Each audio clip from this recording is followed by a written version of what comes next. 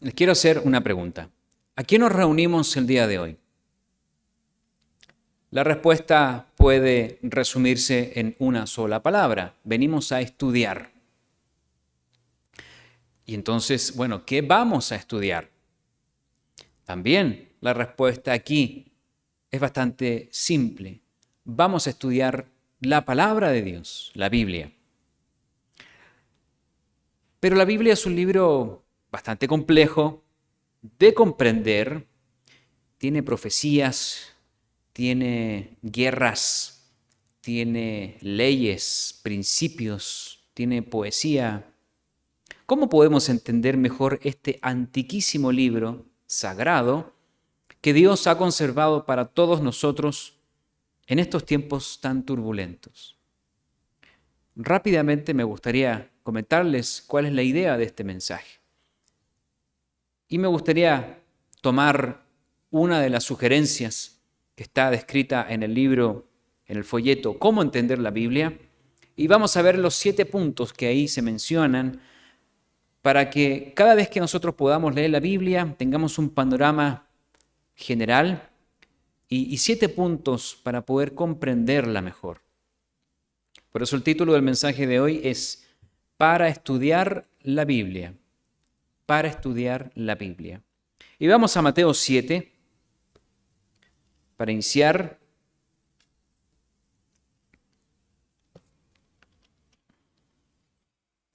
Mateo capítulo 7, versículos 28 y 29. Mateo capítulo 7 y versículos 28 y 29. Y cuando terminó Jesús estas palabras, la gente se admiraba de su doctrina, porque les enseñaba como quien tiene autoridad y no como los escribas.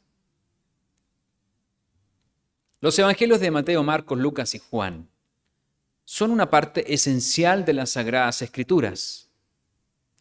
Los evangelios registran la vida del Hijo de Dios, también Hijo de Hombre, como se le llama. Registra su nacimiento, su misión, su legado y principalmente las lecciones para vivir una vida de santidad. Dentro de los evangelios, una de las enseñanzas más profundas e importantes la encontramos en el libro de Mateo, o por lo menos una de las versiones de los evangelios en Mateo, donde está esto del Sermón del Monte. Comienza en Mateo 5 y también está en Lucas 6. En Mateo, donde hay 3 capítulos que describen todo este sermón, 5, 6 y 7, podemos extraer un versículo, podríamos decir, clave, cuando dice: no penséis que he venido a abrogar la ley o los profetas. No he venido para abrogar, sino para cumplir, como dice Mateo 5, 17. ¿Y por qué es clave? Porque el Sermón del Monte, que inicia con las bienaventuranzas, que nos enseña a orar con la oración modelo, a no juzgar, la regla de oro también, hay muchas cosas aquí interesantes. Y lo que se enfoca, o el tema general, o más importante de todo, es amplificar la ley de Dios con un lente nuevo, de cumplirla, es decir, darle la dimensión espiritual de la ley. Oísteis que fue dicho tal cosa. Y Jesús entonces muestra la parte profunda de la ley, no que se dejara de hacer, sino que ahora se cumpliera en su profundidad. De todas estas grandes lecciones y verdades del Maestro que encontramos en estos capítulos, en este Sermón del Monte, llama la atención la reacción al final, lo que acabamos de leer. Que lo que acabamos de leer, la gente le llamaba la atención, se admiraban porque enseñaba como quien tiene autoridad y no como los escribas. Entonces, entendamos un poco esto. Aquellos escribas, es decir, los expertos en la ley, estos eruditos, doctos, que tenían todo el conocimiento y todos los libros, ellos demostraban su intelecto y sabiduría en su hablar la mayor parte del tiempo citando a otros eruditos en el pasado que escribieron o dijeron tal cosa. Y de hecho es una práctica que se continúa realizando en las comunidades judías. Esta mecánica, tristemente, ha estado dañando las sanas doctrinas que hemos encontrado en la Biblia y que hemos enseñado durante muchos años en la iglesia. Nosotros debemos tener mucho cuidado de no inmiscuirnos en esta sabiduría, una sabiduría que es de hombres, y mantener siempre el ancla firme por sobre todo al texto original, la Biblia. Lo que haya dicho un rabino, por muy erudito que haya sido, no significa que haya nuevas verdades, ni tampoco deben cambiar lo que se ha enseñado a la luz de las Escrituras por tantos años en la iglesia. ¿De qué hablamos? Hablamos de los nombres sagrados de Dios, algo que se vuelve a hablar y se vuelve a hablar otra vez. Hablamos de la divinidad y eternidad de Jesucristo, que fue un ángel, que fue un ser creado, y de cualquier otra costumbre judía o que haya dicho un rabino sabio que pueda estar diciéndonos algo diferente y tal vez algo más innovador o atractivo, o incluso peor, algo superior a las Sagradas Escrituras, a lo que hemos entendido y comprendido gracias a la misericordia de Dios. Jesucristo nunca citó a algún sabio judío que dijo o escribió algo en el pasado. Solamente él citaba la palabra de Dios, no un libro extra bíblico. Por eso dice que se admiraban de él quienes lo escucharon en el monte, porque enseñaba como quien tiene autoridad y no como los escribas, lo dice la Escritura. Y los escribas citaban a otros autores, no de la Biblia, pero otras ideas. Y esos autores habían citado a otros antes. Y así era una cosa, una cadena interminable. Nuestra autoridad es la Biblia, el libro que estamos leyendo en este momento. He aquí estos principios para comprenderla mejor. Son 7 principios, son 7 puntos. El primero, el verdadero evangelio. Punto número 1, el verdadero evangelio. ¿Cuándo fue la última vez que escuchó una noticia positiva en el noticiero de la radio, de la televisión, o tal vez que haya leído en un periódico impreso o en el internet? Y le voy a dar 5 segundos.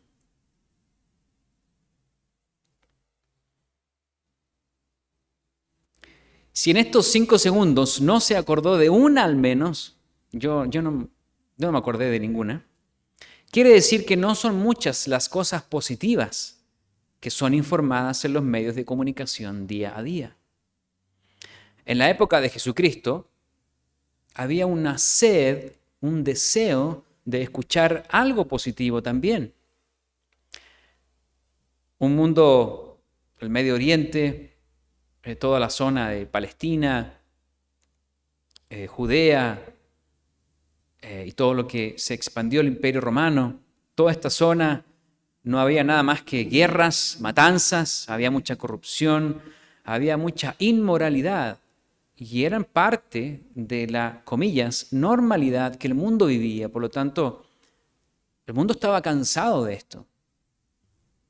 Querían escuchar un mensaje de esperanza, que no fuera violento, sino respetuoso para con todos, un mensaje limpio, simple, un mensaje de esperanza.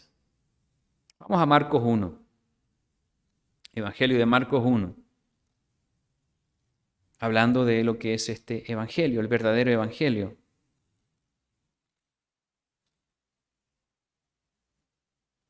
Marcos capítulo 1, versículos 14 al 15. Dice: después que Juan fue encarcelado, Jesús vino a Galilea predicando el evangelio del reino de Dios, diciendo: El tiempo se ha cumplido y el reino de Dios se ha acercado. Arrepentíos y creed en el Evangelio. Ciertamente Juan el Bautista, aquella voz que clama en el desierto, predicó esto también. Preparó el camino para la venida de Jesús, la personificación de este reino de Dios. El rey mismo venía, preparó este camino del rey, y él entonces, este hijo de David, el Mesías, fue quien comenzó a formalizar esta buena noticia. El reino de Dios se ha acercado. El reino de Dios se ha acercado. Evangelio, del griego evangelion, significa un informe favorable de un evento significativo. Eso significa evangelio. Los evangelios no son solo el registro de la vida, muerte y resurrección de un ser divino hecho carne, sino también el cumplimiento de grandes profecías y el anuncio de otras que ocurrirán muy pronto. Nosotros, al igual que el mundo antiguo hace 2000 años atrás, estamos sedientos de escuchar una noticia positiva, ¿o no? Un cambio, una esperanza que sea convincente y que nos conforte el alma, que sea creíble. Esa noticia es que viene un gobierno perfecto y cuando llegue ese gobierno nunca será destruido, como nos habla el profeta Daniel. Vamos a Daniel 7. Daniel capítulo 7. Porque no es solamente que venga el rey, ¿no? Aquí hay algo que lo hace doblemente feliz y esperanzador. Daniel capítulo 7, versículos 26 y 27.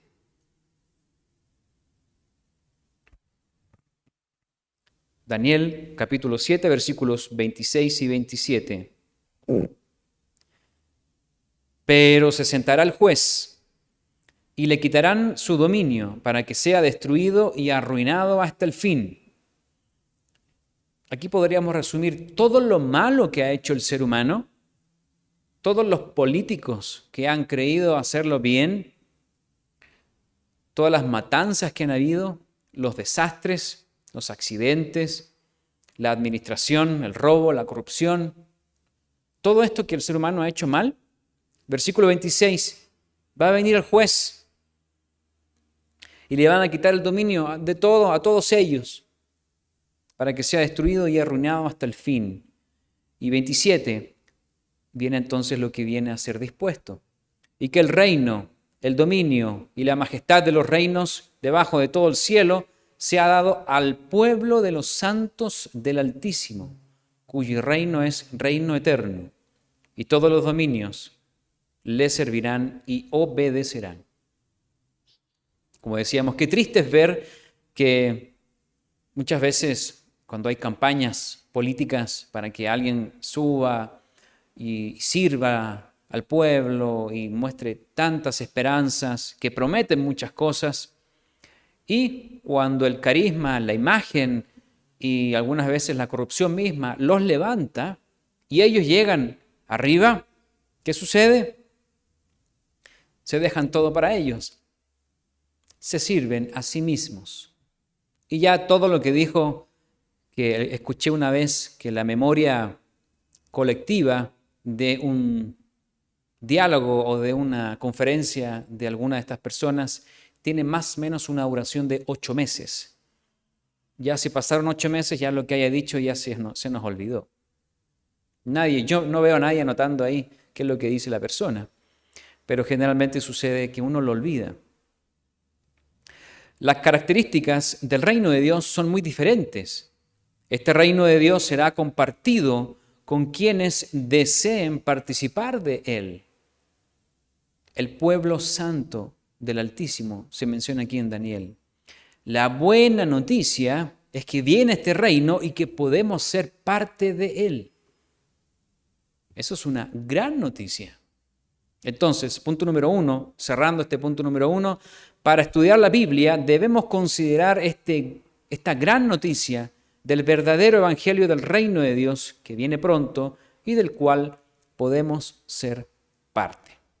Punto número 2. La salvación es creación. La salvación es creación. Hablando sobre esto de ser parte del reino que habla la Biblia, ¿qué significa realmente ser parte de un gobierno perfecto y eterno? Vamos a Efesios capítulo 1 y versículo 13. Efesios capítulo 1 y versículo 13.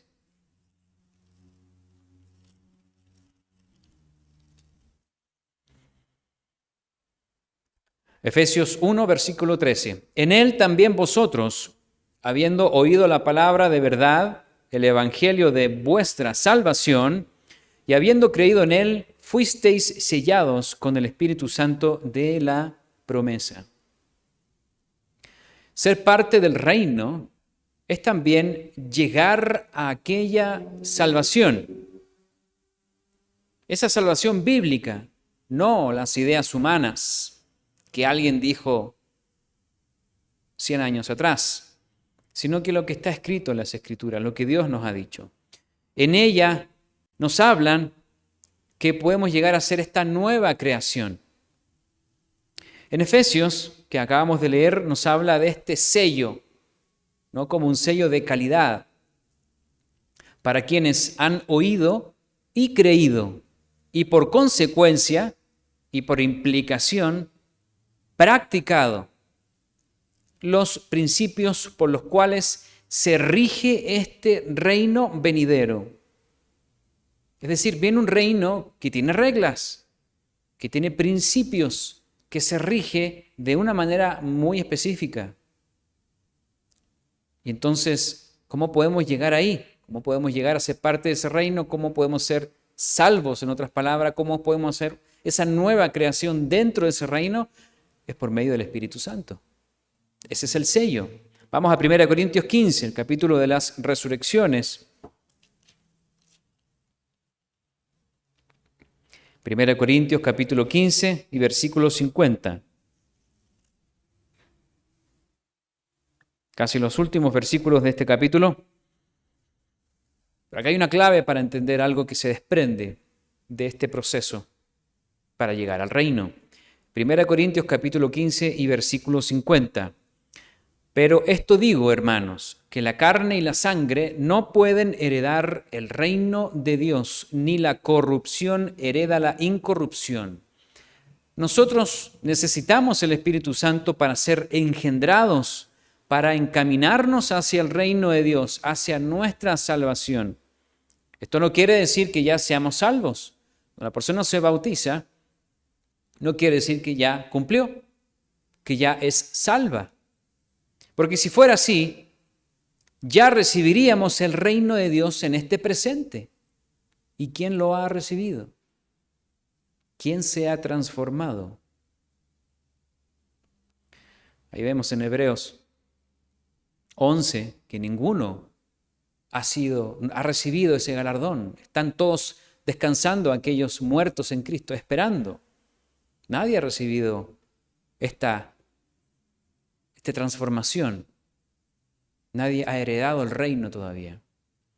No obstante, siendo carne y sangre, sí, mientras somos carne y sangre, estamos siendo guiados por este poder del Espíritu Santo para llegar a ser salvos, para llegar a ser una creación espiritual perfecta.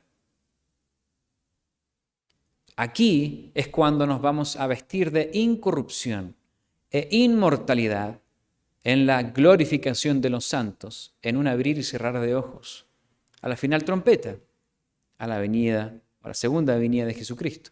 Entonces estamos en ese proceso, pero solamente ahí vamos a ser transformados, vamos a hacer esa nueva creación espiritual y ya no nada que ver con carne y sangre como somos hoy. Entonces, cerrando el punto número 2, para estudiar la Biblia, debemos considerar que la salvación es un proceso que inicia con el bautismo y que tiene como objetivo final ser transformados a esta nueva criatura espiritual y perfecta. Por eso la salvación es también una creación. Vamos al punto número 3. Los símbolos. Los símbolos. Uno de los errores más comunes que cometemos cuando leemos algo en la Biblia, es que cuando no se entienden estos símbolos empezamos a darle algún tipo de explicación, quizás de manera intuitiva o especulativa también, sobre lo que uno piensa al respecto. Lo cierto es que muchos de estos símbolos están asociados a profecías. Resulta todavía más atractivo tratar de dilucidar lo que realmente está diciendo tal versículo. Podemos echar a fluir nuestra imaginación y podemos llegar incluso a conjeturas o incluso hasta dogmas basados en una especulación. Y eso es lo que es un error también.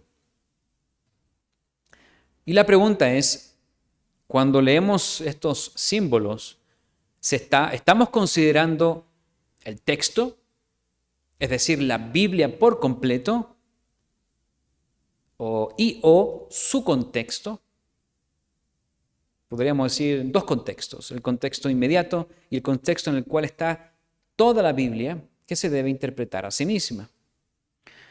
¿Estamos haciendo eso para poder interpretar correctamente lo que Dios ha comunicado en estos símbolos que encontramos? Hay veces que Dios revela los símbolos y lo menciona. Tal cosa es tal cosa. Hay veces que resulta algo ambiguo y Dios lo ha dispuesto así, que quede ambiguo. Y hay veces en que realmente no se explica. No podemos explicar algo que no entendemos cuando sencillamente la Biblia no lo dice. Por ejemplo, siempre se habla de esta mujer que se sienta en muchas aguas en Apocalipsis. ¿Qué significa eso? La misma Escritura lo define, lo explica. ¿Qué quiere decir tiempos y la mitad de un tiempo de Daniel o de Apocalipsis? ¿Qué es eso? Bueno, también está su explicación. ¿Qué es esto del cogollo, desde donde fue trasplantado el principal renuevo sobre el monte alto que nos habla el profeta Ezequiel? ¿Qué significa esa cuando se trasplanta, ¿no? Con la hija del rey Sedequías, con toda la continuación que Dios hizo hacia el norte desde Israel para continuar con la casa de Judá e Israel? ¿Qué me dicen de la frase Mene, Mene, Tekel, Parsin? ¿Qué significa esto? Que recibió el rey de Babilonia en aquella noche de jolgorio y de fiesta. Esos dedos que escribieron, esa mano de Dios que escribió este mensaje. ¿Qué me dicen de las parábolas de los evangelios? ¿Cuánta imagen, cuánto símbolo hay? Y que Dios nos relata de una manera muy gráfica. Y muchas veces Cristo aparta a los apóstoles y les explica las parábolas. Estos son algunos de los ejemplos que pueden ser explicados con la misma Biblia. Una imagen, un símbolo, una metáfora, un símil o el interesante arquetipo. Este concepto tan interesante que es un poco más dual, que lo vamos a ver en el próximo punto. Estas son las muchas maneras que Dios dispone la información, no solo por medio de un texto plano, escrito en un idioma antiguo, sino a través de estos símbolos que enriquecen el significado en varias dimensiones, literales o figurativas. ¿Entendemos todo? No, pero sí lo suficiente para estar agradecidos cada día. Y eso me lo dijo un amigo. ¿Saben cómo se llama mi amigo? Vamos a Juan 15:15. No tenemos que estar desesperados tratando de entender todo lo que está escrito, todos los símbolos. Hay veces en que no hay información. Y tal vez llegue el punto en que Dios de esa inspiración a través del Espíritu Santo. Entonces, el tema aquí es estar tranquilos con lo que entendemos y estar agradecidos. Y mi amigo que me dijo esto fue, aquí lo vemos en Juan 15:15, ya no os llamaré siervos, porque el siervo no sabe lo que hace su Señor, pero os he llamado amigos, porque todas las cosas que oí de mi Padre os las he dado a conocer. Ese es nuestro amigo, que nos ha explicado todo, lo más importante que está aquí en la Biblia.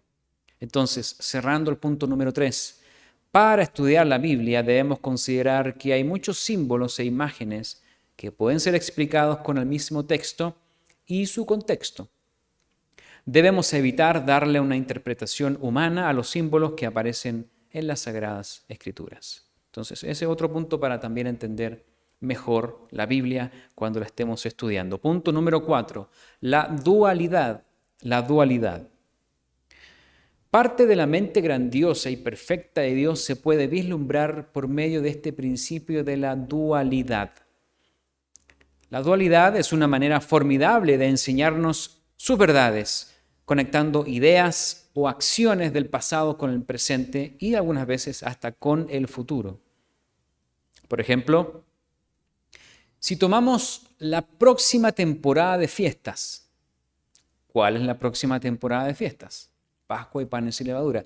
Si tomamos esto de que ya viene pronto, en el 2022, podemos hablar de Israel y podemos hablar también de la iglesia, como esta dualidad comparativa entre una cosa y otra, conectadas y con esa intención de enseñarnos y tomar las lecciones que Israel tuvo, que se pueden aplicar a la iglesia de hoy en día.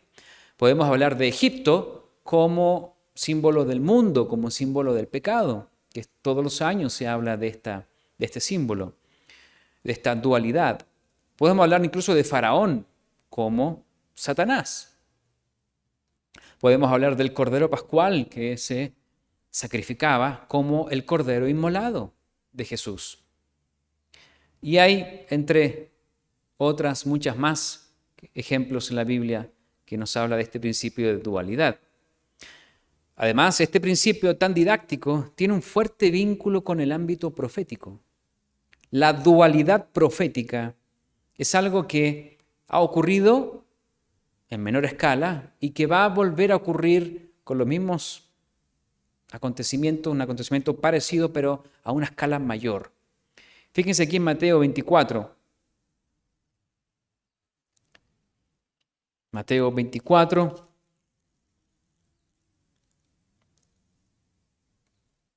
En otro monte Jesús, el monte de los Olivos, donde Él va a poner sus pies. Desde aquí mismo Él nos enseña cuáles son los eventos proféticos antes de su venida.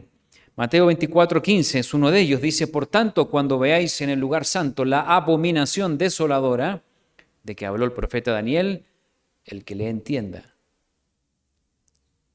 Leamos solamente eso.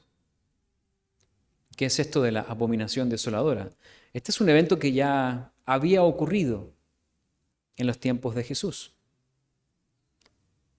Esto fue con Antíoco Epífanes en la invasión a Jerusalén, casi 200 años atrás, en el pasado. 2200 años atrás podríamos hablar. Jesús no estaba hablando de este evento en particular, pero sí lo estaba tomando como ese principio dual y profético de que va a volver a ocurrir. Menciona este evento, pero lo dispone hacia el futuro, justo antes de que Él regrese en su segunda venida. ¿Qué va a suceder? Igual que Antíoco Epífanes, va a haber otro hombre tan tirano y déspota que va a sacrificar cerdos, va a detener el continuo sacrificio de los judíos que tienen que reiniciarse y va a ponerse en vez de Dios y va a hablar palabras en contra del Altísimo y va a perseguir a los santos por esos 3 años y medio. Eso es algo futuro, que ya ocurrió en cierta medida, pero va a ocurrir a gran escala. Ahora, eso sí, con un gran control sobre el mundo entero. Esto no ha ocurrido, pero esta profecía se basa en algo ya ocurrido. Y así hay otros ejemplos que podemos hablar. Pero sigamos avanzando, cerrando este cuarto punto de la dualidad. Para estudiar la Biblia debemos considerar que Dios nos enseña con paralelos didácticos con este tema de la dualidad para comprender sus verdades y así mirar el pasado y el futuro con mejor entendimiento, sobre todo con esto de la dualidad profética. Vamos al punto número 5. La nación de Israel. Comúnmente se considera a los judíos como un pueblo muy antiguo que vivió en Palestina, que sufrió muchas guerras, persecuciones y que se creen, o que se creían, y también que se creen, un grupo de personas especiales escogidas por Dios. Y les llaman erróneamente judíos a todos ellos, resumiendo o considerando todo el pueblo del Antiguo Testamento incluso. La historia de Israel es muy importante, no solo para quienes nos decimos ser cristianos, sino para todo el mundo. No muchos consideran que Israel fue una gran nación. Si recordamos la monarquía que comenzó con Saúl y luego con el rey David, y con Salomón ya fue descendiendo, pero la época de oro de Israel con el rey David, conformada por las 12 casas unidas, las 12 tribus, los 12 hijos de Jacob, que estando y siendo una nación tan poderosa, tuvo una división en el norte y en el sur, una fragmentación. Ambas partes sufrieron cautiverios. Las 10 tribus del norte no regresaron a Israel y se distribuyeron en el mundo y se olvidaron de su identidad. Eso era algo profético también. Solo Judá y Benjamín, que conformaban la casa de Judá en el sur, regresaron a Jerusalén para continuar con sus costumbres, con su religión, con sus creencias en el templo, y son quienes vemos hoy en la actualidad. Escuchamos tanto el rótulo de judío para referirse al pueblo de Dios, y esto es algo poco exacto, porque el pueblo de Dios fue Israel, es decir, las 12 tribus. El único vestigio que vemos de su pueblo y que está identificado sin duda alguna son los judíos, que contempla las 2 casas, de Judá y de Benjamín.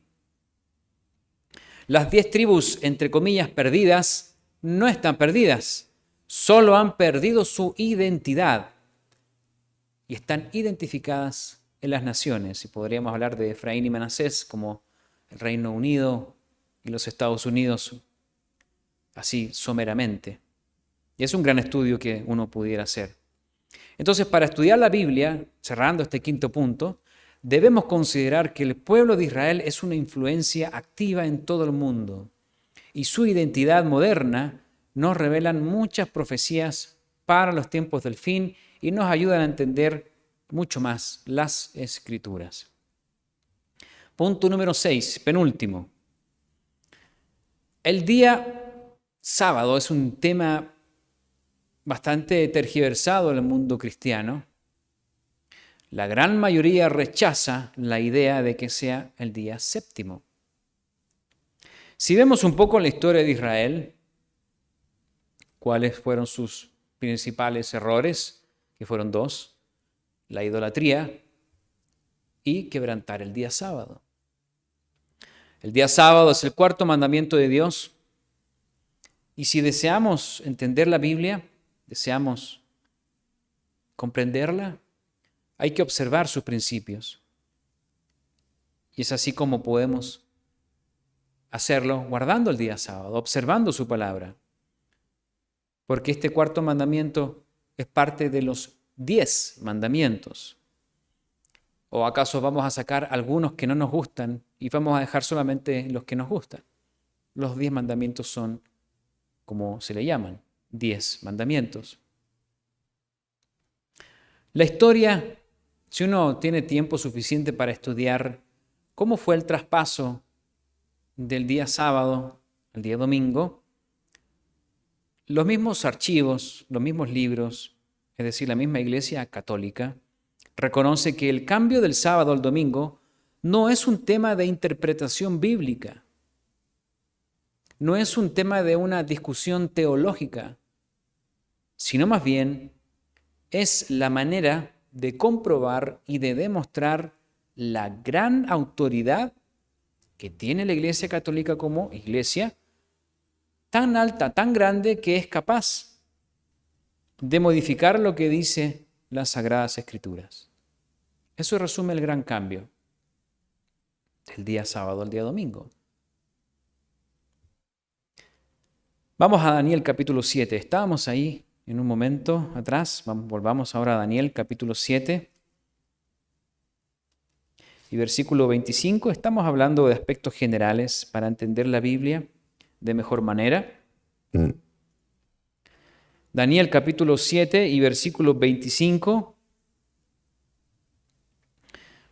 Aquí hay muchos símbolos, hay mucha historia universal, hay mucha profecía, muy interesante estudiar, de la cual comprendemos mucho, no todo, pero gran parte de ello.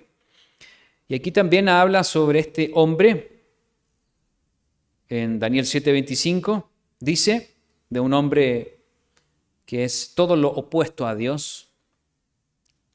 Dice, y hablará palabras contra el Altísimo, y a los santos del Altísimo quebrantará, y pensará en cambiar los tiempos y la ley, y serán entregados en su mano hasta que tiempo y tiempos, hasta tiempos y medio tiempo.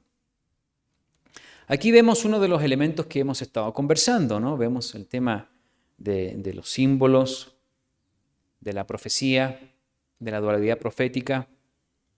Y vemos también que en el futuro alguien se va a imponer con mano dura y va a formalizar probablemente lo que hoy ya es un hecho. El domingo se va a la iglesia, no el sábado. El sábado se trabaja a mediodía. Y ellos, que son los guardadores de domingo, perfectamente pueden jugar fútbol el domingo en la mañana, pero con tal de ir a misa un ratito, con eso ya guardan su día de descanso, una cosa que también no es bíblico, sino que es de sol a sol, como lo acostumbramos en la iglesia de Dios. ¿Quiénes van el sábado? ¿Quiénes asistimos el sábado? Como dice Éxodo 31:13. Quienes asisten el sábado, observan el sábado, lo mantenemos como una señal del pueblo de Dios. Y la vamos a seguir haciendo. No hay verso en la Biblia que plantee un cambio de día, porque es una señal perpetua. Entonces, cerramos el punto número 6. Para estudiar la Biblia debemos considerar que Dios descansó el séptimo día, el día sábado, que nos dejó el ejemplo de hacer lo mismo para nosotros también descansar de nuestras labores, asistir a la iglesia, a aprender más de su palabra y acercarnos a su presencia. Toda la Biblia nos habla de este cuarto mandamiento que está vigente y será muy importante y decisivo en los tiempos del fin. Ok. Punto número 7 y final. Las fiestas santas. Si hablamos del sábado como una fiesta semanal y constante que se hace cada semana, cada séptimo día, tenemos que hablar también de los sábados anuales como fiestas anuales y también constantes cada año. Levítico 23 es muy claro para describir cada una de ellas. Hay algunas que solamente son un tipo de conteo o de ceremonia, pero no es una fiesta como tal. Algunas veces hay una confusión al respecto, pero hay que tener muy en claro cuáles son estas fiestas santas. El sábado semanal y los sábados anuales. Estas festividades no fueron instrucciones que Moisés le entregó a Israel, sino que fue Dios que entregó estas instrucciones y estas leyes, estas fiestas, y no solamente a los judíos, sino que a Israel, a las 12 tribus, a Israel. Así que cuando dicen que son fiestas judías, perdónenme, pero no fueron entregados a los judíos, fueron entregados a Israel. Cada una de estas fiestas representa una etapa en el proceso de salvación que Dios está llevando sobre la tierra. Hemos hablado larga y extensivamente sobre el simbolismo de cada una de las fiestas. En la iglesia conmemoramos la muerte de Cristo y recibimos su perdón por los pecados cada año en Pascua. No hay ninguna instrucción de celebrar el nacimiento de Jesús, ninguna fecha al respecto. Pero sí, la muerte, conmemoramos su muerte, pedimos ese perdón, recibimos ese perdón, renovamos el pacto que hemos hecho con Dios en esa Pascua. Y luego, arrepentidos, hacemos nuestro mejor esfuerzo para vivir alejados del pecado, vivir limpios, cuando Cristo ya vive en nosotros, cuando esa Pascua ya es sacrificada, y vivimos limpios espiritualmente en la fiesta de los panes sin levadura por 7 días. Celebramos la venida del Espíritu Santo a la iglesia, recordamos ese momento del Pentecostés que nos relata en el libro de los Hechos, y nos alegramos de ser parte de la primera cosecha de Dios. No es la única, pero recordamos ese momento y agradecemos de que la iglesia ahora tiene esa fuerza, ese poder de Dios, ese Espíritu Santo, y se distribuye en ella. Añoramos y celebramos la esperanza del regreso de Jesús en la fiesta de las trompetas. Agradecemos y observamos también el día en el cual se removerá el origen del pecado y el mundo será reconciliado con Dios en el día de expiación. Y también alegremente celebramos los 7 días que simbolizan el milenio de este reino que viene. Alegremente celebramos durante 7 días este milenio, este mundo del mañana en la fiesta de los tabernáculos. Y también deseamos que todo el mundo conozca de Dios, que todo el mundo se arrepienta para seguirlo, que todo el mundo pueda heredar la vida eterna cuando se derrame el Espíritu Santo sobre toda carne, como lo profetizó Joel, como lo profetizó Pedro en Pentecostés y como lo entendemos en la fiesta del 8º día. 7 fiestas, 7 importantes aspectos del plan de salvación de Dios. Se entiende mejor la Biblia cuando las consideramos y las observamos. 1 Corintios 15. Vamos a 1 Corintios. Estamos hablando del 7º punto de cómo podemos entender un poco más la Biblia considerando 7 puntos, y este es el último, sobre las fiestas santas. En 1 Corintios, nuevamente, volvemos al capítulo de las resurrecciones. Y vamos a ver el capítulo 15 y versículos 23 al 26. Me gustan estos versículos porque siento que están todas las fiestas aquí y en su contexto también, tácitamente dispuestas. Noten aquí 1 Corintios 15, versículos 23 al 26. Pero cada uno en su debido orden. Dios no viene el día de mañana, salva a los buenos, echa al infierno a los malos y todos viven felices por el resto de la vida. Dios no es un ser humano plano que piense las cosas que pueden ser bien hechas, pero no es un ser humano, no piensa como un ser humano. Tiene todo esto en un orden específico. Cristo, las primicias, luego los que son de Cristo en su venida. Luego el fin, cuando entregue el reino al Dios y Padre, cuando haya suprimido todo dominio, toda autoridad y potencia, porque preciso es que Él reine hasta que haya puesto a todos sus enemigos debajo de sus pies, y el postrer enemigo que será destruido es la muerte. Estos versículos nos hablan de un orden, y ese orden lo podemos ver como una columna vertebral al plan de salvación de Dios, que tiene justamente ese orden y que se va cumpliendo en el tiempo. Estos acontecimientos forman parte del plan de Dios. Esas son las fiestas. Se encadenan, se enlazan, no son aislados, están compenetrados de una manera divina y perfecta. Jesús es la figura principal de esto. Y entonces, cuando consideramos las fiestas, al leer la Biblia se entiende mucho mejor. Entonces, punto número 7, lo cerramos. Para estudiar la Biblia debemos considerar que Dios tiene un plan perfecto y podemos conocer este misterio observando sus fiestas santas. Como conclusión a este mensaje, la próxima vez que vayamos a estudiar este libro, que tenemos cada uno en nuestras manos y que tenemos la bendición de poder seguir leyéndolo, consideremos estos puntos. Sepamos que en este libro se nos habla de un evangelio que ha sido revelado y que es una excelente noticia para todos. Viene un reino y podemos ser parte de este reino.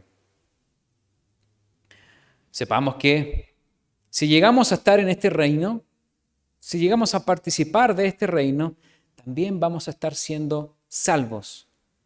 Ya no seremos carne y sangre, seremos seres creados, glorificados, espirituales y perfectos. Y ya todo lo que somos hoy, todo el cansancio, el hambre, las enfermedades, serán cosa del pasado.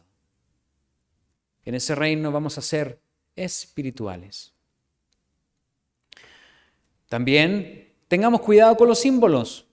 Entendamos su significado a la luz de la Biblia. De nuevo, este es el texto que estamos estudiando hoy. No busquemos ideas fuera de la Biblia. Conectemos las enseñanzas de Dios con este principio de la dualidad, que es algo tan didáctico y tan hermoso que Dios dispone aquí para aprender más de su palabra.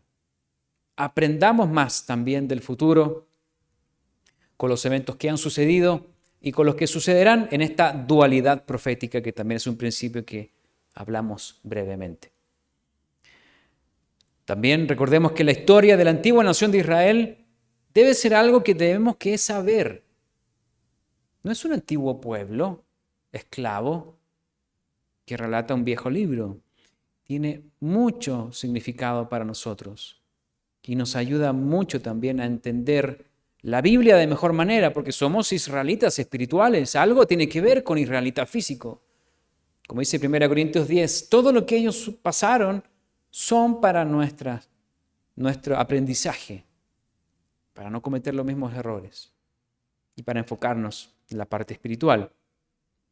Y el último punto, o los últimos puntos del sábado de las fiestas, mantengamos la señal del pueblo de Dios en alto, como una bandera, y observemos cada fiesta semanal, cada sábado, así como también cada fiesta anual, entendiendo el plan de Dios y las grandes enseñanzas que tienen para todos nosotros. Sin duda alguna, estos puntos nos ayudarán para estudiar de mejor manera la palabra de Dios. Buenas tardes a todos.